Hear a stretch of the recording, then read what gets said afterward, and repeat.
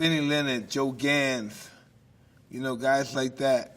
And other guys who wasn't really famous too about certain achievements. And the one guy named Willie Ritchie, Polish fighter, became lightweight champion in 1908 to 1912. No, 1910 to 1912, around that period, 14. And when he was younger, his first fight he got knocked out, but he saved the card. So he got a little experience. 10 fights later, he fights a guy. The guy was a little bigger than him. He's 133 pounds. The guy's 139, 40 pounds. So it's a close fight. It's a draw. But Willie Ritchie, the guy really beat him, but the guy called it a draw. The other guy won. So the guy's manager smacks him on the back and said, all right, we're going to fight again in 2 weeks. Because back then they fought real quick. And he said he came to the weigh-in, but until the fight, Willie Ritchie was so scared of the guy. He couldn't tie his shoes. He couldn't move. He was just so psychologically defeated. I got to fight this guy again. And he really kicked my ass last time, and I got to fight him again. And he just couldn't do it. But discipline, he had discipline. And even though he moved slow, he was slow. He tied his shoes.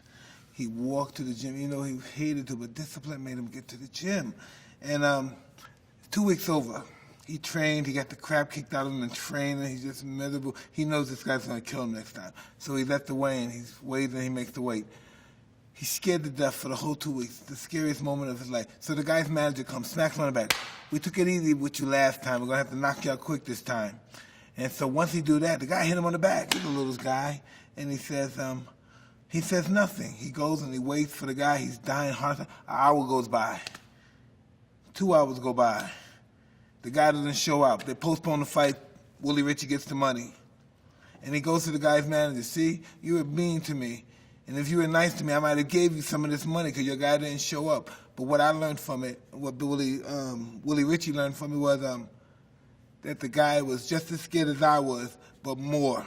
And that's what I learned about myself. I learned as scared as I was fighting, I realized these guys were more afraid than I was of me than I was of them. And that's when my whole game started changing as far as my approach to fighting. And I know how they felt. I know how most fighters felt. I know most fighters don't got a total amount of control over their emotions. And the ones that do, maybe you can bring it out of them. You can get them to lose their control. You pressure them a little bit, irritate them a little bit. And I just fought from so many different perspectives.